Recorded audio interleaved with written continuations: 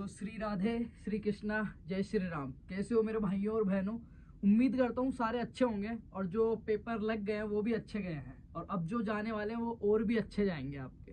ठीक है, तो आज जो अपन बात करने वाले हैं, थोड़ा सा इस सब्जेक्ट का फोबिया रहता है बच्चों के कि मेरे ड्यू आ जाएगी, बेक लग जाएगी। वो इस कारण से क्योंकि इसमें वो चीजें नहीं है, फसल, एग्रोनॉमी, ठीक है, क्रॉप, इरिगेशन, सिंचाई, पोषक तत्व, कुछ भी लिख के आ गए। इसमें थोड़े से टेक्निकल सब्जेक्ट है जिनके बारे में आपको पढ़ना ही पड़ेगा। तो किन्हीं के पेपर कल हैं, किसी का 25 को है, तो ये सभी यूनिवर्सिटीज के लिए आपको यूजफुल रहेगा। तो मेरे पास ये डाउट्स रहते हैं कि मैं बीकानेर से हूँ, जोधपुर से हूँ, या एमपीयूटी से है, या मेरा जॉबनेट लगता है। मैं कह रहा हूँ सभी यूनिवर्सिटीज का, ऑल इंडिया है ना, जिनमें भी सेकंड सेमेस्टर में एग्रीकल्चर इकोनॉमिक्स दिया हुआ है, उनके लिए, सबके लिए यूजफुल रहेगा ये। और यही नहीं, जो सेकंड सेमेस्टर के सारे पेपर डाल रहे हैं वो सारे के सारे, इससे पहले 4 गेस्ट पेपर हमने अपलोड कर दिए हैं और आगे के भी करते रहेंगे, रेगुलर अपलोड करते रहेंगे, आप चेक करते रहा करो, है ना। तो आज शुरू करते हैं एग्रीकल्चर इकोनॉमिक्स। और सेम इसलिए है क्योंकि यूजीसी और आईसीआर जो कॉलेजेस का 2019 के बाद में जो 5th डीन कमेटी का जो सिलेबस था वो लगभग सब में सेम है, 99%। तो सब में सेम रहने वाला है। शुरू करते हैं एग्रीकल्चर इकोनॉमिक्स। और आज की क्लास से मैं उम्मीद करता हूँ जो कल आपको पेपर मिलने वाला है उसमें जितनी ज्यादा लाइनें मैच हो हूबहू, वो अपने लिए, मेरे लिए भी और आपके लिए, दोनों के लिए बेटर रहेगा। तो शुरू करते हैं। तो जल्दी से एक बार वीडियो को, जो भी आपके ग्रुप्स हैं, जितने भी आपके व्हाट्सएप ग्रुप हैं या आपके यार दोस्त जो हैं सेकंड सेमेस्टर में इकोनॉमिक्स के किसी भी यूनिवर्सिटी कॉलेज से जिनके सेकंड सेमेस्टर के पेपर चल रहे हैं, जो भी आपके टेलीग्राम ग्रुप हैं, जो भी आप स्टेटस वगैरह जहां पे भी शेयर कर सकते हो, उस क्लास को शेयर कर देना और एक छोटा सा प्यारा सा कमेंट कर देना। तो शुरू करते हैं। बाकी क्लास के एंड में बहुत सारी चीजें मैं आपको देने वाला हूँ। अगर अभी तक कुछ नहीं पढ़ा है तो थोड़ा सा ही मैटर दूंगा, 2.5-3 घंटे का, पर सारी 2 घंटे का समथिंग हो जाएगा, 2-2.5 घंटे का मैटर। और ये गेस्ट पेपर अगर आप देख के जाते हो तो सिंगल पर्सन के भी, सिंगल बच्चे के भी सब्जेक्ट बेक आने की संभावना नहीं रहेगी। तो देखते हैं, सबसे पहले डेफिनेशन आपकी देखते हैं। एग्रीकल्चर इकोनॉमिक्स AGECON 121 आपका इसका सब्जेक्ट कोड है। सब्जेक्ट टाइटल है फंडामेंटल्स ऑफ एग्रीकल्चरल इकोनॉमिक्स, कृषि अर्थशास्त्र। क्या है बेटा? कृषि अर्थशास्त्र। क्वेश्चन नंबर 3 में डेफिनेशंस जो आती है उसके बारे में देखते हैं। पहली डेफिनेशन आपको दी हुई है डिजायर। डिजायर का मतलब क्या होता है बेटा? इच्छा। क्या होता है? इच्छा। डिजायर का मतलब होता है इच्छा। सेकंड आपको दिया हुआ है वैल्यू ऑफ कमोडिटी, मतलब वस्तु का मूल्य, वस्तु का मूल्य, ठीक है। थर्ड नंबर पे आपको दी हुई मूल्य निर्धारण, प्राइस डिटर्मिनेशन, मूल्य निर्धारण। फिर दिया हुआ धन के गुण। अब इसमें धन के देखो, वेल्थ, इसमें धन के गुण भी पूछ सकता है और आपको वेल्थ की डेफिनेशन भी पूछ सकता है। जो वेल्थ शब्द है ना, धन, धन किसे कहेंगे, यह बड़े क्वेश्चन में भी आपको मिल सकता है। मैंने यहाँ पे स्टार लगाया, ध्यान रखना। इसकी डेफिनेशन भी आपको छोटे में पूछ सकता है, 5वीं क्वेश्चन में भी पूछ सकता है और 7वीं क्वेश्चन में भी ये आ सकता है। उसके बाद भी दिया वस्तु और सेवाएं, वस्तु और सेवाएं, गुड्स एंड सर्विसेज। इसमें आपको ये अंतर वाला जो क्वेश्चन नंबर 4 है उसमें भी आपके ये आ सकता है, गुड्स एंड सर्विसेज वाला। और आपको डेफिनेशन में भी पूछ सकता है कि गुड्स और सर्विसेज क्या होती है। गुड्स मतलब होता है वस्तुएं और सर्विसेज मतलब होता है सेवाएं, इनमें अंतर भी पूछ सकता है। और इसी से संबंधित एक और शब्द बेटा GST, ठीक है, GST, गुड सर्विस टैक्स। इसके बारे में भी आपको थोड़ा सा नॉलेज होना चाहिए। फुल फॉर्म वगैरह आपका जो पार्ट ए है उसमें ये आ सकता है, तो इस शब्द का भी थोड़ा सा पढ़ के जाना, डेफिनेशंस में बता रहा हूँ। उसके बाद में आपको देखना है विषय वस्तु अर्थशास्त्र, subject matter economics, GNP and GST। ये आ ही गया ना, मैंने देखा। GNP एंड GST के बारे में आपको देखना है। उसके बाद में उपभोक्ता का संतुलन और मांग की लोच। ये जो क्वेश्चन है आपका 90 नंबर पे जो मैंने डेफिनेशन दी है, इलास्टिसिटी ऑफ डिमांड। तो देखो मैं एक बार स्टार लगा देता हूँ रेड कलर में, आपको थोड़ा सा जो इंपॉर्टेंट है वो, पहला डिजायर, ठीक है, दूसरा value, price, wealth, goods and services और डिमांड, ठीक है, डिमांड। ये जो क्वेश्चन है ना, डिमांड ऑफ इसकी क्या बोलते हैं, डिमांड को हिंदी में बोलते हैं अपन मांग। डिमांड को क्या बोलते हैं? मांग। मांग की लोच और इसके गुण, ये बड़े क्वेश्चन में पहले रिपीटेड क्वेश्चन है और बार बार रिपीटेड हो रहा है, तो ध्यान रखना।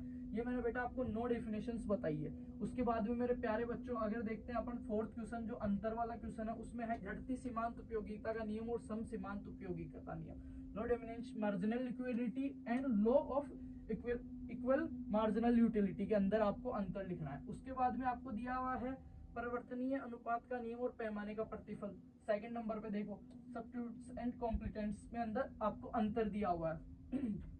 प्रतिस्थापन और पूरक, प्रतिस्थापन और पूरक में आपको अंतर दिया हुआ है। फोर्थ नंबर पे दिया हुआ है macro economics and micro economics, macro and micro economics में अंतर, ये महत्वपूर्ण रिपीटेड है, ये पहले आ चुका है, आ रहा है रेगुलर और आपको पेपर में देखने को मिल सकता है कल, तो इसका अंतर पढ़ के ही जाना। अब कहाँ से पढ़ना है ये, जो मैंने पहले मतलब पहले में जो 10 शब्द बताए मैंने, 8 शब्द, जैसे वेल्थ हो गया आपका, डिमांड हो गया आपका, ठीक है, प्राइस हो गया आपका, डिजायर हो गया आपका, तो वो सारे कहाँ से पढ़ना है इजी लैंग्वेज में, हिंदी में, वो भी मैं बताऊंगा। पहले एक बार पेपर डिस्कस कर लेते हैं अपन, है ना, क्लास के एंड में। तो ये हो गया आपके अंतर वाले, ठीक है। आगे देखते हैं बेटा 5वां क्वेश्चन आपका, जो शॉर्ट कमेंट्स या जस्टिफाई आता है वो उसके बारे में देखते हैं। आवश्यक वस्तुओं, आराम और विलासता के बीच अंतर बताइए। आवश्यक वस्तुएं क्या होती है, देखो गिव आपको नेसेसरीज, नेसेसरीज मतलब जो सही में जरूरत है उनकी, आवश्यक वस्तुएं, इसमें क्या आएगा नेसेसरीज में, जैसे खाने की चीजें हैं, पहनने की चीजें हैं, वो आ गई नेसेसरीज में। फिर आता है comforts and luxurious, comforts and luxurious क्या होता है इसके बारे में आपको समझाना है कि नेसेसरीज तो क्या है और कंफर्ट्स और लग्जरियस, हिंदी में देखोगे तो इसको अपन कहेंगे आवश्यक वस्तुएं, आराम और विलासिता के बीच अंतर आपको बताना है। सेकंड है मांग, एक मिनट, सेकंड पे दिया हुआ बेटा आपका, मांग वक्र बाएं से दाएं नीचे की ओर क्यों झुकता है, निम्नलिखित को समझाए। बाजार और बैंकिंग, मार्केट और बैंकिंग को आपको समझाना है। एक तो मार्केट और बैंकिंग दोनों ही अपने महत्वपूर्ण है, क्योंकि आपका जो 4th सेमेस्टर में जो एग्रीकल्चर इकोनॉमिक्स है उसके अंदर यही चीज है। अभी आपका चल रहा है इकोनॉमिक्स का फर्स्ट पार्ट, जैसे 1 to 1 first year, second semester और इकोनॉमिक्स का पहला पार्ट बेटा एग्रीकल्चरल इकोनॉमिक्स, जिसमें नॉर्मल बहुत इजी चीजें आपको समझाई गई है कि डिजायर क्या होती है, इच्छा क्या होती है, किसी चीज की मांग क्या होती है, किसी चीज की डिमांड क्या होती है, सप्लाई क्या होती है, मार्केट क्या होता है, बैंकिंग क्या होती है, मूल्य क्या होता है, रकम क्या होती है, ठीक है, वेल्थ क्या होता है, धन क्या होता है, ये नॉर्मल चीजें। और इन्हीं में से जो मैं शब्द बोल रहा हूँ यही शब्द आपको सुबह देखने को मिलेंगे और इन्हीं शब्दों को क्लास के एंड में मैं सारा आपको डिस्क्राइब कर दूंगा बेटा, ठीक है। क्वेश्चन नंबर सेकंड लास्ट अपन छठे नंबर का क्वेश्चन देख लेते हैं एक बार, फिर देखेंगे आगे चीजें। धन क्या है, धन के प्रकारों की व्याख्या कीजिए। व्हाट इज अ वेल्थ, देख लो बड़े क्वेश्चन में भी मैंने इसको मेंशन किया है। What is the wealth, explain the types of wealth, wealth के टाइप आप बताइए। धन जैसे चल अचल धन होता है, संपत्ति होती है, उसके बारे में बात हो रही है। Discuss the kinds the functions of money, money के बारे में आ गया। अब धन के प्रकारों को कार्यों पर चर्चा करनी है। Discuss the kinds of functions of money. देखो वेल्थ और मनी इसको भी थोड़ा ढंग से पढ़ के जाना। यहाँ पे पूछा है मनी के कार्य क्या क्या है, पैसे के कार्य क्या क्या है और फंक्शंस क्या है इसके। थर्ड नंबर पे बेटा राष्ट्रीय आय को परिभाषित कीजिए। Define the national income, star लगा लो, कल के पेपर में है ये क्वेश्चन, ठीक है। Define national income, define national income, how can E become measured. राष्ट्रीय इनकम जो है, राष्ट्रीय आय है, वो क्या होती है, इसको किस हिसाब से मापा जाता है। जीडीपी का नाम सुना आपने, अपन देखते हैं कि राष्ट्रीय आय में पशुपालन का इतना % योगदान रहा। राष्ट्रीय आय में जो आपकी नेशनल इकोनॉमी है या नेशनल इकोनॉमिक्स जो है उसके अंदर नेशनल इनकम जो है उसके अंदर अपना एग्रीकल्चर का इतना योगदान रहा, इतना हिस्सा रहा, इतना पार्ट रहा, तो वो क्या होती है, इसमें यही पूछा गया। Define the national income, what is define the national income and how can be is measured, उसको मापते कैसे हैं वो चीज आपको समझानी है, इसको पढ़ के जाना एक बार। आगे देखते हैं बेटा इसमें क्या है। Explain the chief characteristics of human wants, मनुष्य की जो नॉर्मल आवश्यकता है, मानवीय आवश्यकताओं की मुख्य विशेषताओं की व्याख्या कीजिए और अर्थशास्त्र में उनका क्या महत्व है वो आपको समझाना है, ठीक है। क्लियर, क्वेश्चन समझ में आ गया होगा। दोबारा से देख लो, मानवीय आवश्यकताओं की मुख्य विशेषताएं, मुख्य विशेषताएं मतलब एक्सप्लेन द चीफ शब्द को मैं क्या कह रहा हूँ, अगर पेपर आपको समझ में नहीं आ रहा हो तो हिंदी और अंग्रेजी में 2 बार पढ़ना, कुछ भी नहीं लिखना आ रहा हो तो जो हिंदी और इंग्लिश के जो शब्द हैं उनको बार बार एक बार देखना, पेपर को, क्वेश्चंस को बार बार पढ़ना, उस सेम क्वेश्चन को कंटिन्यू 4-5 बार पढ़ना, धीरे धीरे, ऐसे नहीं दम दम दम, धीरे धीरे उसको 3-4 बार पढ़ना। आपको कुछ ना कुछ लिखने के लिए दिमाग में जरूर आएगा अगर आपने रियल में क्लासेस ली है थ्योरी वाली तो, ठीक है। आगे देखते हैं 7वां लास्ट क्वेश्चन है अपना, उसके बाद में आपको कहाँ से पढ़ना है वो भी बता देते हैं। Explain the law of supply, law of supply with the help of hypo, cut रहा है थोड़ा, क्या लिखा हुआ, hypothetical and diagram. Also discuss the various factor influence elasticity of supply, elasticity of supply, ठीक है।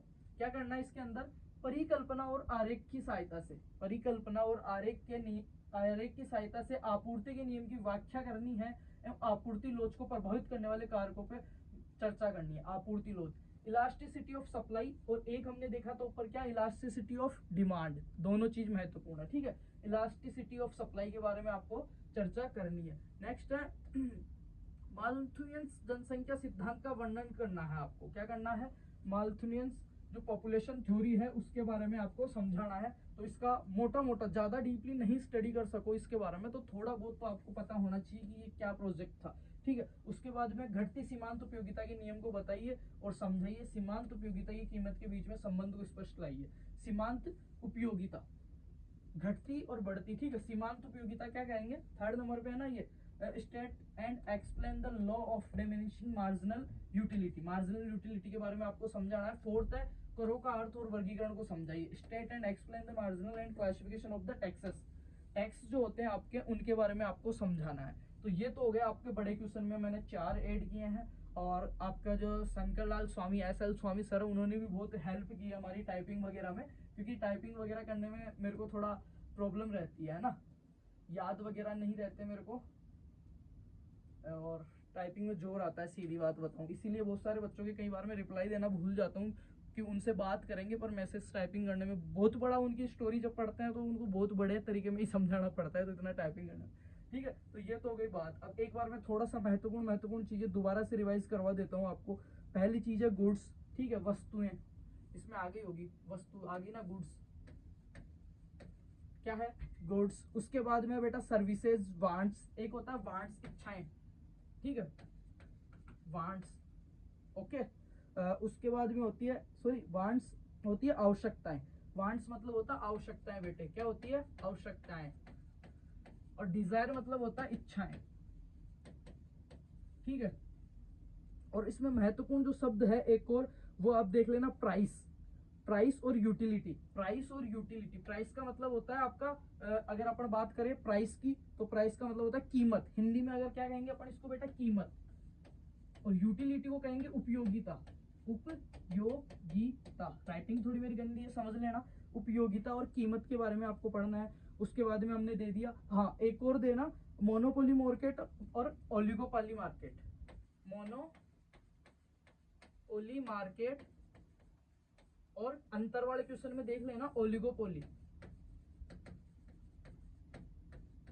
ओलिगोपोली मार्केट के अंदर आपको अंतर देखना है। उसके अलावा आपका डिमांड एंड सप्लाई मैंने बता ही दिया, ठीक है। गुड्स सर्विस आ गया, वैल्यू आ गया, डिजायर आ गया, डिमांड आ गई। आपका डिमांड में तो बड़ा क्वेश्चन भी है, और आपका ये डिमांड में लोच, जिसको अपन कहेंगे मांग की लोच, कितनी उसमें संभावना, उसके बारे में छोटे क्वेश्चन में भी और बड़े क्वेश्चन में दोनों जगह दिया हुआ है ये। फिर एक और है परफेक्ट और इनपरफेक्ट मार्केट। ये दो सही में थोड़ा सा पूछ सकते हैं इनमें से, परफेक्ट और इनपरफेक्ट, परफेक्ट मार्केट। एक तो होगा मोनोपोली मार्केट और oligopoly market. Monopoly market, oligopoly market, perfect market और इनपरफेक्ट मार्केट। उसके बाद में आपका लगता है आपने गिफ्टन एंड गुड्स का नाम सुना है, गिफ्टन एंड गुड्स, उसके बारे में थोड़ा सा देख लेना। तो ये तो हो गया बेटा आपका गेस पेपर। और इसमें मैंने मुश्किल से कह रहा हूं, अगर पूरा आप देखोगे ना, मुश्किल से मैंने 10 शब्द बताए होंगे, 10 से 12 वर्ड्स बताए, और वो सारे एक दूसरे से रिलेट कर रहे हैं, एक दूसरे, उन्हीं 10 से 12 शब्दों के बीच में आपका पेपर घूमने वाला है। और वो 10 से 12% जो है आपके शब्द जो है हिंदी इंग्लिश, आपको कहाँ से पढ़ना, अगर नोट्स वगैरह नहीं है तो आप प्लेलिस्ट में जाना, वहां पे इकोनॉमिक्स सेकंड सेमेस्टर के नाम से आपको 8 वीडियो मिलेंगे, 10-10 मिनट के, 8-8 मिनट के, 12-12 मिनट के वीडियो हैं, बहुत अच्छे से इजी लैंग्वेज में समझे हुए, जैसे हिंदी में पढ़ाते हैं, हिंदी और इंग्लिश दोनों में, है ना।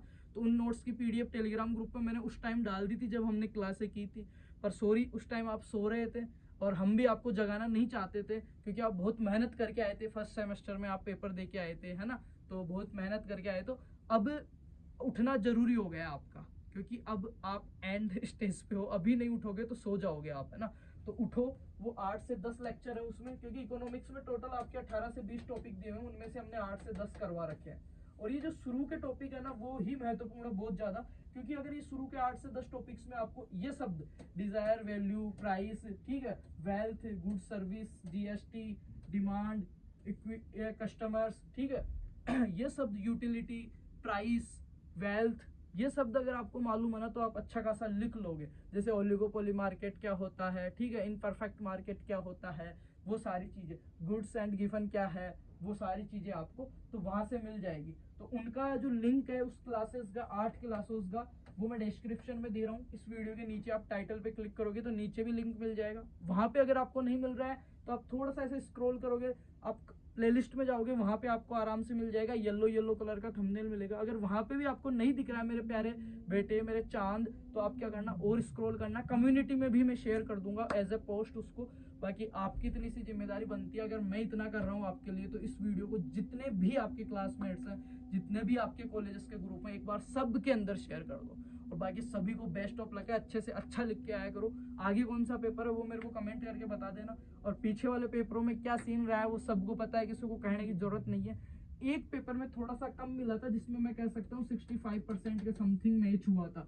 बाकी कोई सा भी ऐसा पेपर नहीं जिसमें 90 से कम मिल रहा हो। ऐसे हूबहू प्रश्न छप रहे हैं जो पहले वाली रात को पढ़ के जाते हो आप, उससे आपको बहुत हेल्प होती है। 90% छपते हैं तब जाके आप 60% नंबर जितना लिख के आते हो, मुझे पता है ना। वन नाइट फाइटर, आप कितने एक महान योद्धा हो मेरे। बाकी जैसे भी हो, सही योद्धा हो, गलत योद्धा हो, हमारे योद्धा हो, और हमारी जिम्मेदारी है आपको आगे बढ़ाने की, युद्ध जिताने की। वी प्रॉमिस, जब तक युद्ध जीत नहीं जाते तब तक मैं आपको नहीं छोड़ूंगा, आप मुझे नहीं छोड़ेंगे, हम साथ साथ है, ठीक है। तो क्लास को ज्यादा से ज्यादा शेयर करना, सारे ग्रुप्स में शेयर कर देना, और एक प्यारा सा कमेंट कर देना, और क्लास को लाइक कर देना। बाकी मिलते हैं नेक्स्ट वीडियो में। Thank you so much and love you all, best of luck.